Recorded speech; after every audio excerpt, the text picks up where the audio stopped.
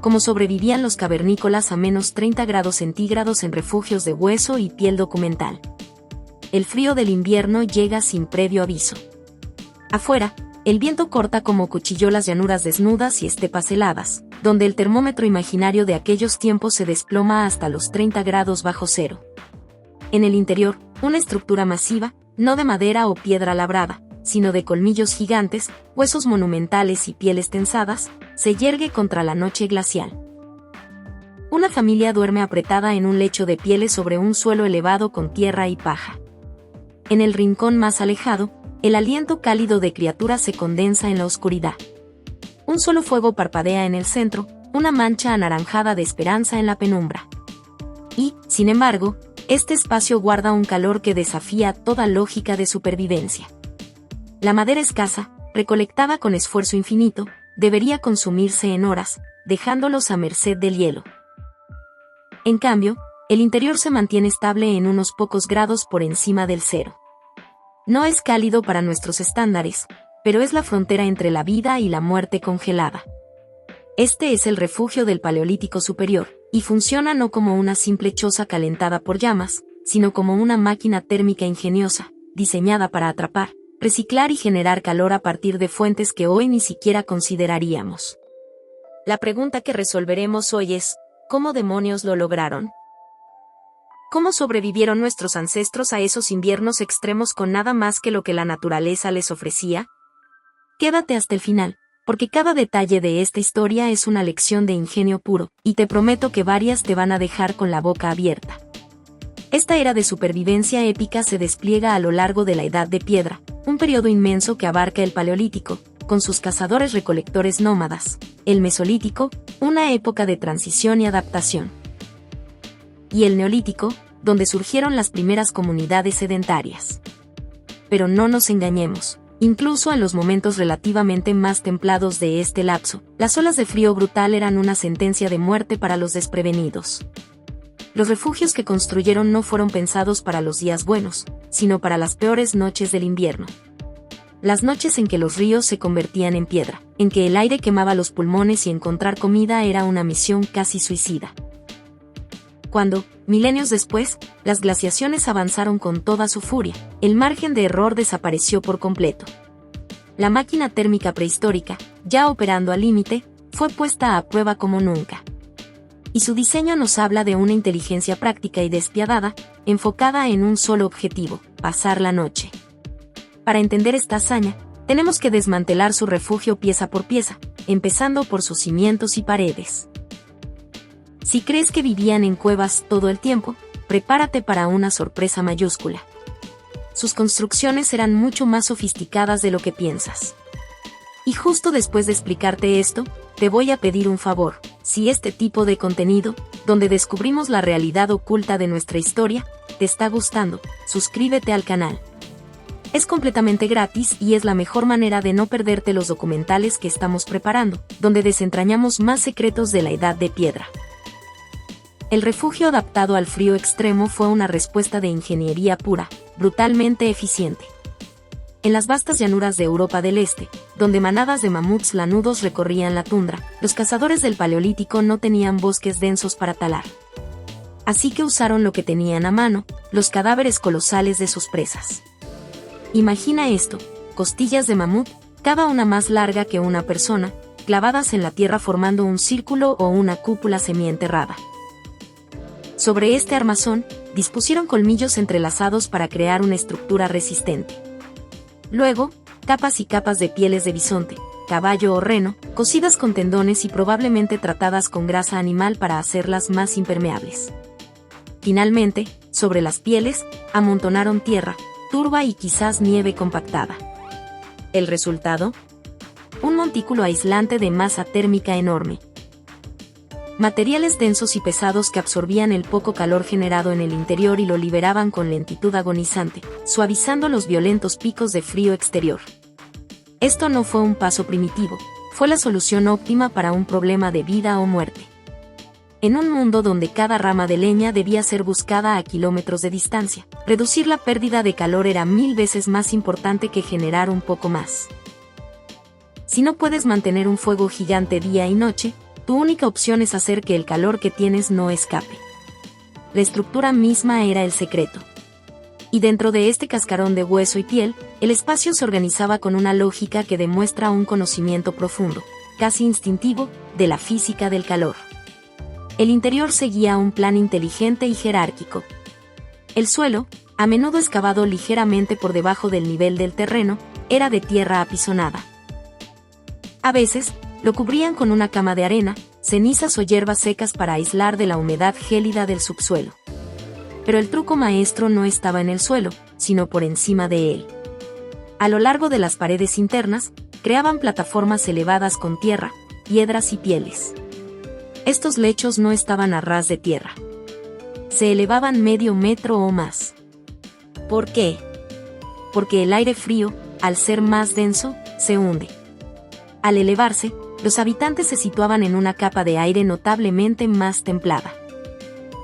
Era un microclima dentro del refugio. La diferencia de temperatura entre el suelo de tierra y esa plataforma podía ser de varios grados críticos, la diferencia entre congelar los pies o mantener la circulación en todo el cuerpo. La arqueología experimental, reconstruyendo estas chozas, ha confirmado que esta estratificación del aire era un factor de supervivencia clave. Además, estos refugios carecían por completo de lo que nosotros llamamos ventanas. Una abertura en la pared sería una hemorragia de calor instantánea. Así que sellaban el envoltorio de manera casi hermética. La luz y la ventilación llegaban por puntos controladísimos, la abertura en el techo por donde salía el humo del fuego central, y quizás algún pequeño conducto a nivel del suelo tapado con una piel que se podía ajustar. El humo, caliente, se elevaba directamente hacia el punto más alto, acumulándose bajo el techo de pieles. Debajo de esa zona tóxica, el aire era más frío pero respirable. El sistema, por pura convección, mantenía el aire más caliente en la zona habitable, justo donde dormía la gente. El fuego en sí mismo era el corazón, el hogar central. No era una gran fogata, sino un fuego manejado con precisión, alimentado con madera, huesos secos, que arden sorprendentemente bien y durante mucho tiempo, o turba. Proporcionaba luz, calor focalizado y un lugar para cocinar, donde quizás calentaban piedras para luego usarlas como fuentes de calor portátiles o para calentar agua en odres de piel. Pero las demandas de combustible eran descomunales. Estudios estiman que mantener un fuego constante en condiciones tan extremas requería cantidades ingentes de leña, un recurso que en muchas estepas glaciares era escasísimo. La búsqueda de combustible debía ser una actividad diaria y exhaustiva. Esto nos lleva a la primera gran revelación. El fuego central no era la principal fuente de calor. Era vital para cocinar, para la luz y para el calor psicológico, pero no podía ser el pilar de la calefacción. Entonces, ¿qué mantenía ese ambiente por encima del cero? Aquí es donde la historia se pone fascinante, y donde tienes que seguir viendo, porque la respuesta involucra a un aliado peludo y sorprendente. El verdadero sistema de calefacción del refugio paleolítico era biológico. Viviente. Y respiraba. Piensa en el espacio. No era solo la vivienda de una familia humana. En el extremo opuesto al área de dormir, o incluso en una sección anexa separada por un murete de huesos o pieles, se alojaban animales. No estamos hablando de ganado domesticado como lo entendemos en el Neolítico, pero en las etapas finales del Paleolítico y sobre todo en el Mesolítico, podían ser perros, quizás los primeros intentos por mantener vivos cachorros de ciervo o de otras presas, o simplemente, el calor corporal de todo el grupo humano apelotonado. Un solo ser humano adulto en reposo emite el calor equivalente a una bombilla de 100 vatios. Multiplica eso por una familia de 5 o 6. Ahora añade 2 o 3 perros grandes, animales que ya eran compañeros en esa época. El calor metabólico generado solo por la respiración y el latido de los corazones era constante, inagotable y no requería leña. Contenido dentro de un envoltorio aislante de 1 metro de grosor hecho de tierra, hueso y piel, este efecto se volvía medible. Incluso cuando fuera la temperatura se desplomaba a 30 bajo cero, este calor de cuerpo era una constante. No requería trabajo más allá de compartir el espacio, y no dependía de un recurso escaso. Transformaban una necesidad biológica, estar juntos, en un activo térmico. Este es un principio que las culturas de todo el círculo polar ártico descubrirían independientemente una y otra vez a lo largo de la historia. El calor compartido es infraestructura. Sin embargo, los intercambios, las contrapartidas de este sistema, eran severos. El humo del hogar central, al no tener una chimenea eficiente, se acumulaba en la parte alta de la choza. Los habitantes vivían en una neblina perpetua de hollín y partículas. Estudios de restos óseos de poblaciones de finales de la Edad de Piedra muestran daños respiratorios crónicos, sinusitis, y tejido pulmonar cicatrizado. La oscuridad era casi absoluta, rota solo por el parpadeo irregular de las llamas. El aire constantemente olía a humo, a tierra húmeda, a sudor y a animal. Una temperatura de 5 o 7 grados centígrados no es cálida. Es apenas superior al punto de congelación. Nosotros, acostumbrados a hogares con calefacción central, encontraríamos esas condiciones insoportables después de minutos. Pero la incomodidad era irrelevante. Porque el refugio no estaba diseñado para el confort. Estaba diseñado para evitar la muerte. Punto. Y este diseño también tenía un peso que trascendía lo físico, un significado espiritual profundo que arraigaba a la gente a su hogar de una manera que hoy quizás hemos olvidado. El fuego del hogar no era solo una herramienta, era un símbolo cósmico. En muchas cosmogonías de los pueblos cazadores-recolectores, el fuego era un elemento robado a los dioses o a los espíritus, un fragmento del sol atrapado en la tierra. Representaba el orden impuesto al caos, la vida frente al vacío congelado. Mantener el fuego encendido era un ritual, una obligación sagrada. Apagarse significaba más que frío, significaba el regreso de la oscuridad primordial. Los postes principales de la estructura, esos huesos colosales de mamut o los troncos más robustos, no eran meros soportes. En muchas tradiciones orales recogidas de pueblos posteriores que mantenían formas de vida similares, los elementos estructurales de la vivienda tenían un significado ancestral. Eran los pilares que conectaban el mundo de los vivos con el de los espíritus de la tierra y los antepasados. El sitio donde el jefe de la familia o el chamán se sentaba estaba siempre relacionado con un punto específico, a menudo cerca del fuego y de esos postes. El hogar era, por tanto, funcional y sagrado. Un espacio consagrado por el ritual diario de la supervivencia. De hecho, el éxito del refugio de la Edad de Piedra residía en que integraba 4 sistemas de manera inseparable. 1. El aislamiento pasivo a través de la masa térmica de tierra, huesos y pieles. 2. La calefacción biológica de los cuerpos humanos y animales. 3. La gestión activa del fuego y la estratificación del aire caliente. Y 4. El aislamiento personal, la ropa. La ropa. Este es un capítulo aparte y absolutamente genial. Porque sin su tecnología textil, todo lo anterior podría no haber sido suficiente. Y créeme, lo que lograron con pieles y tendones es una obra maestra de la ingeniería antigua. Si te está gustando este viaje por la inteligencia prehistórica, comparte este video con ese amigo que cree que antes éramos solo brutos. Se lo agradecerá, y a mí me ayudas un montón a llegar a más gente curiosa como tú. Hablemos del cuarto sistema, el traje de supervivencia. No vestían simples pieles colgando. La confección de ropa en el Paleolítico Superior, evidenciada por herramientas como punzones, alisadores de hueso y, crucialmente, las agujas de hueso con ojo, era sofisticada. Creaban prendas ajustadas, ensambladas. Piensa en parcas, pantalones, botas y mitones. Usaban pieles de diferentes animales en capas, una interna suave, como de zorro o liebre, para atrapar el aire caliente contra la piel, y una externa más resistente e impermeable, como de reno o foca. Lo más impresionante es que dominaban técnicas de curtido que hacían las pieles flexibles y duraderas incluso en condiciones de humedad. Pero el verdadero hack era el uso de grasa animal.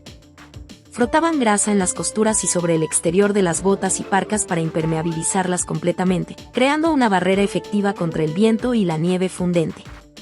Además, el diseño era funcional, capuchas ajustadas, puños cerrados, solapas que protegían el rostro.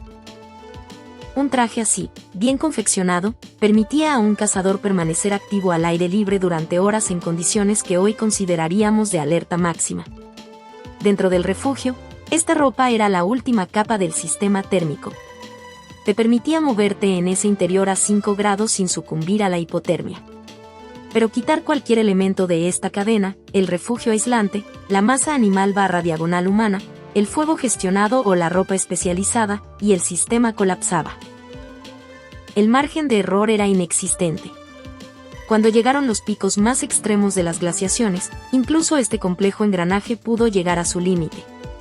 Pero durante milenios, funcionó.